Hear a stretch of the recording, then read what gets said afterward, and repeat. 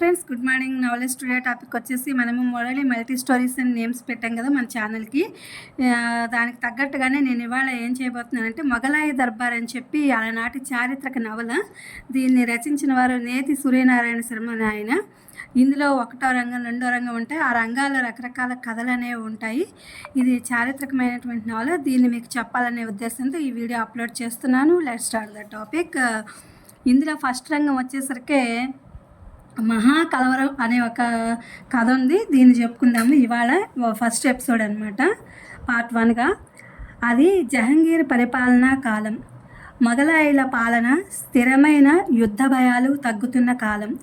హిందుస్థానం క్షామబాధ లేక హాయిగా ఉన్న కాలం అది.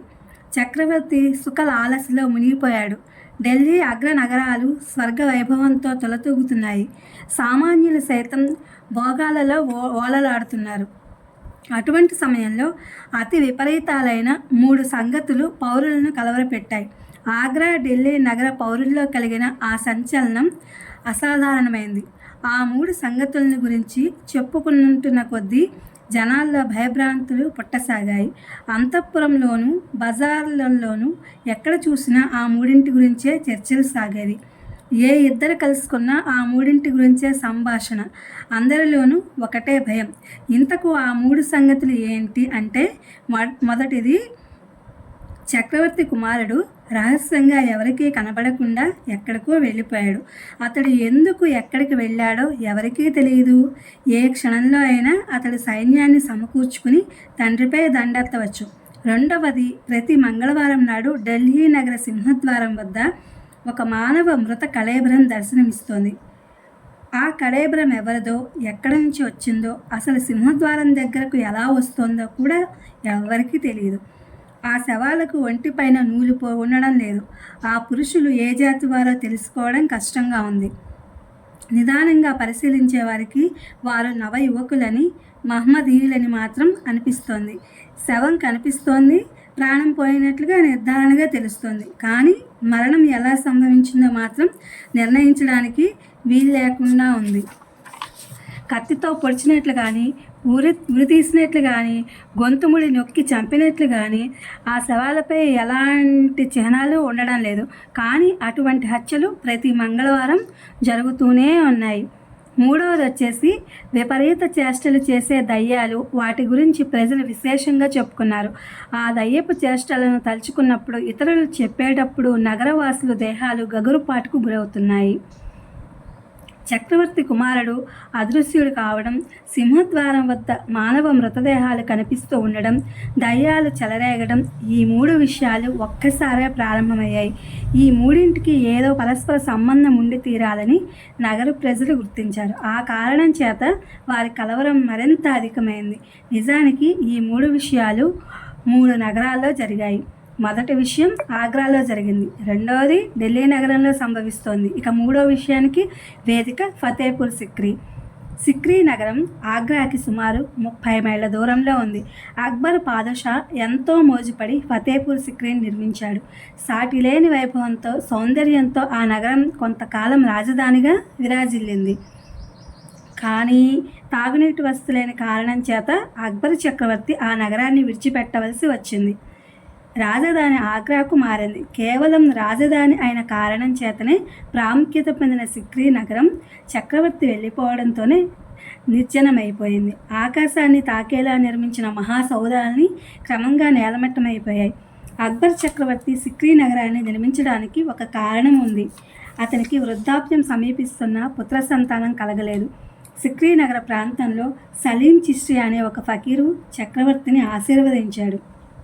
ఆ తర్వాతే అతనికి ఒక కుమారుడు ఉదయించాడు. తన కొడుక్కి ఫకీర్ పేరునే పెట్టుకున్నాడు అక్బర్. అతడే సలీం.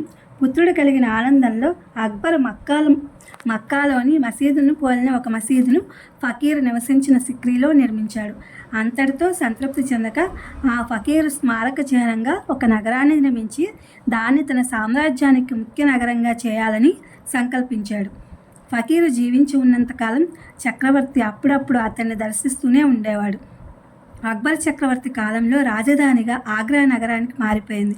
ఫతేపూర్ సిక్రీలోని ప్రజలందరూ సార్వభౌముని వెంట వెళ్ళిపోయారు. సిక్రీ నగరం బొత్తిగా నిర్జనమైన కాలక్రమంలో పాడుపడిపోయింది. మన కథ ప్రారంభమయ్యే సమయానికి 3 పురుషులు మాత్రం ఆ నగరంలోనే ఇంకా నివసిస్తున్నారు. సలీం మసీదును కనిపెట్టుకుని ఉండేందుకు ఒక ఫకీర్ను అక్బర్ చక్రవర్తి నియమించాడు. అక్కడే గతంలో ఉమ్రావ్ హోదాలో పనిచేసిన సలాబత్ ఖానా కూడా ఇక్కడే ఉంటానని అక్బర్ చక్రవర్తిని అడిగి ఒప్పించుకున్నాడు. జహాంగీర్ సైతం తండ్రి ఇచ్చిన అనుజ్ఞను కొనసాగించాడు. ఖాను తత్వజ్ఞుడు, వృద్ధుడు కనుక రాజదర్బారులో నిత్య రాజకీయాలు అతనికి రుచించవని ఊరుకున్నాడు. ఆగ్రాకు తిరిగి రమ్మని ఎప్పుడూ కోరలేదు. సిక్రీ నగరంలో నిర్జనమైపోయిన అంతఃపురాన్ని అతనికి కేటాయించాడు. ప్రఖ్యాత పొందిన శిల్పులందరూ రేయింబవళ్లు సిక్రీ నిర్మాణానికి శ్రమించారు. ఏ మహాశక్తి సిక్రీ నగర నిర్మాణాన్ని ఆపుచేసిందో తెలియదు.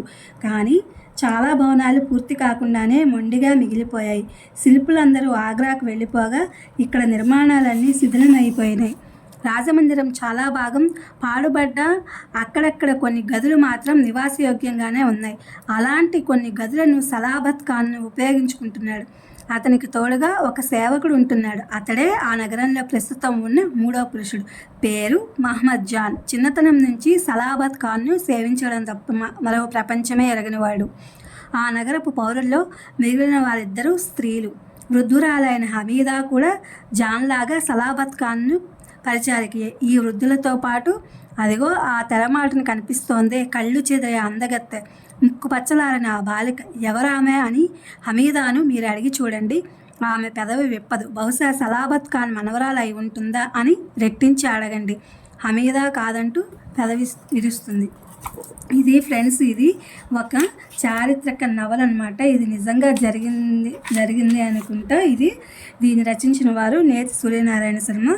ఈ యొక్క మొఘలాయుల చరిత్ర అనేది చెప్పాలనే ఉద్దేశంతో నేను ఈ వీడియో అప్లోడ్ చేశాను. ఇది మీ అందరికీ తెలియాలనే ఉద్దేశంతో please my channel like, share, subscribe and comment. Thank you for watching. Thank you for our support.